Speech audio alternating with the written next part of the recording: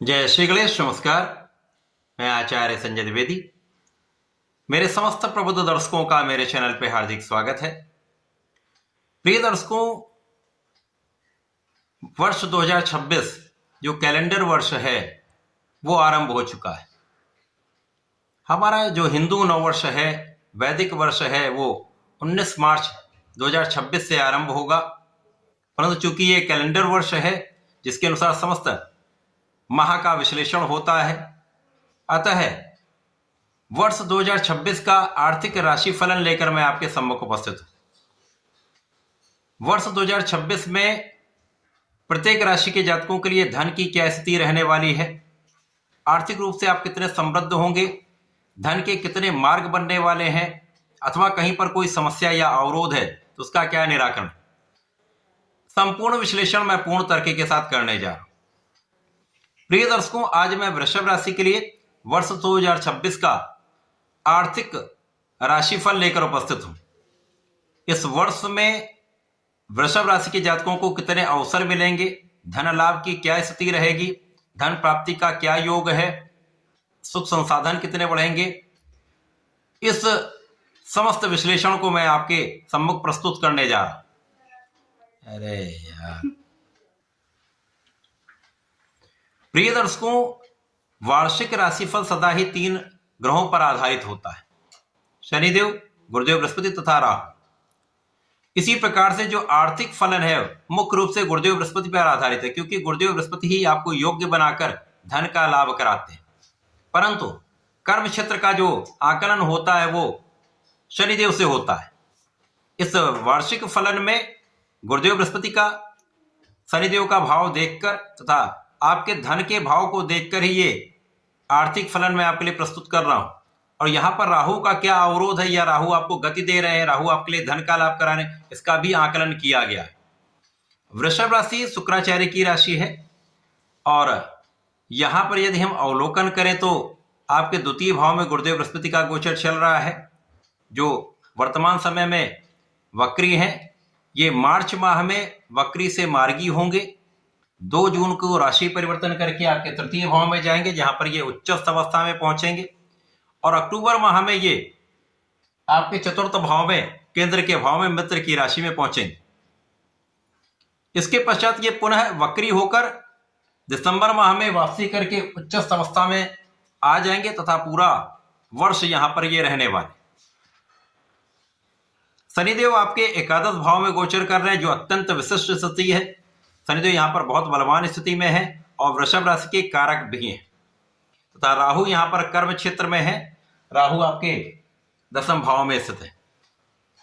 गुरुदेव बृहस्पति जो इनका मूवमेंट है वो अतिचारी अवस्था का मूवमेंट, इसीलिए ये इस वर्ष में 3 बार राशि परिवर्तन करने वाले, जिसका निश्चित रूप से आपके ऊपर प्रभाव पड़ेगा।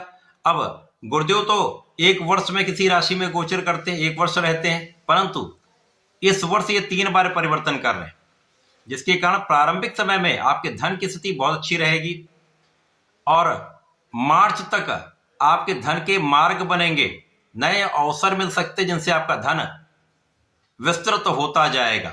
अब इसमें शनिदेव का भी सपोर्ट मिल रहा है। शनिदेव कर्म क्षेत्र को यहाँ प्रबल करेंगे और शनिदेव की स्थिति आपके एकादश भाव में है, जहां पर ये आय के मार्ग बनाएंगे। अब कर्म फलदाता जब आय के मार्ग बनाते हैं तो आपका नौकरी का भाव, आपका प्रोफेशन, आपका व्यापार, समस्त क्षेत्रों में उन्नति होती है तथा यहाँ पर आपका ज्ञान भी बढ़ रहा है। तो यहाँ पर यदि आप अपने बुद्धि बल पर और अपने आत्मबल पर निर्भर रहते हैं, किसी के बहकावे में नहीं आते, सोच विचार कर निर्णय लेते हैं, तो इस वर्ष में प्रारंभिक समय से आपकी धन की स्थिति बहुत अच्छी रहेगी। उसके पश्चात गुरुदेव का प्रभाव आपके विशिष्ट ज्ञान को प्रबल करेगा। अब ये जो आपका अंतर्मन है वो बहुत अच्छे रिजल्ट देगा, आपका रिसर्च वर्क बहुत अच्छा होगा, आपका एनालिसिस बहुत अच्छा होगा। तो आप जिस भी क्षेत्र में उसमें अच्छे अच्छे प्रयोग कर सकते हैं, नए योजनाएं बना सकते हैं और इन योजनाओं का लाभ आपको सफलता के रूप में भी प्राप्त होगा, धन का भी अच्छा लाभ आप प्राप्त करेंगे। इस वर्ष में कहीं ना कहीं से आपको अचानक धन प्राप्ति का भी योग बनेगा। जब गुरुदेव बृहस्पति का मूवमेंट आपके तृतीय भाव में हो जाएगा, जब ये उच्चस्थ अवस्था में होंगे, तो यहाँ पर ये आपको बहुत परिश्रमी बना देंगे। अब जब आप परिश्रमी हो गए और आपके भाग्य का साथ भी मिल गया, तो परिश्रम और भाग्य दोनों मिलकर आपको सफलता दिलाएंगे, धन के मार्ग बनाएंगे तथा आपके कार्यक्षेत्र में आपको नए अवसर की प्राप्ति कराएंगे। बड़े अवसरों की प्राप्ति का योग इस वर्ष बना रहा। लोगों का भी सहयोग यहाँ पर होगा, आपके बड़ों का भी सहयोग मिलेगा, परिवार का भी सहयोग मिलेगा तथा यहाँ पर आपके भाई का सहयोग विशेष रूप से आपको प्राप्त होगा। जैसे जैसे ये गोचर काल आगे बढ़ता जाएगा, आपकी आय की स्थिति पहले से कई गुना बढ़ जाएगी, क्योंकि गुरुदेव बृहस्पति यहाँ पर होंगे, भाग्य को भी देखेंगे और ये आपने इनकम के भाव को भी देखेंगे। अब इनका इनकम का भाव क्यों है? क्योंकि ये इनकी राशि, और ज्योतिष का नियम है कि जो ग्रह जिस भाव को देखता है उसको प्रबल करता है, लेकिन यदि वो अपना भाव हो, अपनी राशि हो, तो उसके प्रभाव को कई सौ गुना प्रबल कर देते हैं। अब शनिदेव इस भाव को प्रबल कर ही रहे हैं, गुरुदेव बृहस्पति इस भाव के प्रभाव को कई सौ गुना और बढ़ा देंगे, तो आपकी इनकम पहले से कई गुना बढ़ने वाली, यहां पर किसी प्रकार का कोई संदेह नहीं। केवल राहु आपके कार्य क्षेत्र में बीच बीच में उतार चढ़ाव दे सकते हैं, आपको कुछ तनाव दे सकते हैं, लोगों के बीच में कहीं ना कहीं कुछ अवरोध उत्पन्न कर सकते हैं, लेकिन धन का मार्ग कहीं पर अवरुद्ध नहीं हो रहा। प्रारंभिक समय में जब गुरुदेव बृहस्पति यहां पर होंगे तो कोई बड़ी समस्या नहीं होगी। जब गुरु उच्चस्थ अवस्था में होकर गोचर कर रहे होंगे, उस समय राहु का दुष्प्रभाव आपके धन को संचय नहीं होने देगा, अनावश्यक कार्यों में आपका धन व्यय कराएगा, बिना कारण के क्षेत्रों में आपका धन लगवाकर गलत इन्वेस्टमेंट करा देगा, जिसमें आपको कुछ समस्या हो सकती है। लेकिन यदि इस समय आप बुद्धि बल का उपयोग करते हैं तो कहीं बड़ी समस्या से आप बचेंगे भी, और भाग्य का साथ मिल रहा तो कहीं ना कहीं उसका निस्तारण भी होता जाएगा। और जब गुरुदेव बृहस्पति आपके चतुर्थ भाव में पहुंचेंगे तो यहाँ पर राहु पर नियंत्रण होगा, आपके बुद्धि बल का विकास होगा, आप सही इन्वेस्टमेंट करके अच्छा धन लाभ लेने वाले हैं। अचानक धन प्राप्ति भी होगी, धन का आप संचय भी कर पाएंगे, और यहाँ पर आपके सुख संसाधन भी आप बढ़ाएंगे।